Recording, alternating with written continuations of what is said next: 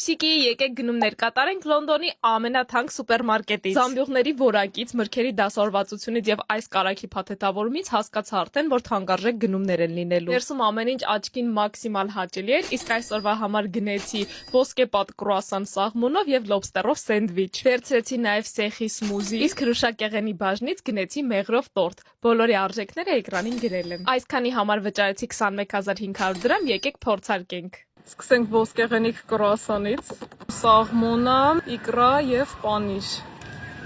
Ֆանտաստիկ համովը արժի ամեն ֆունտը։ Ем еще սմուզի։ Շատ լավն է։ Լոբստերի սենդվիչը։ Այս ոնց եմ ուտելու։ Գիտեք, այս շատ լավ սենդվիչ է, ուղղակի իմ ճաշակով չի, բայց լոբստերը համով է։ Վերջում փորձենք մեղրով տորտը։ Ձեր կենացը։ Թողա մեղրով տորտը դառնա իմ ամենասիրած տորտը, շատ համով է։ Իսկ իմ դատարկված գրպանները խնդրում եմ գոնե լիցքավորեք ձեր լայքերով։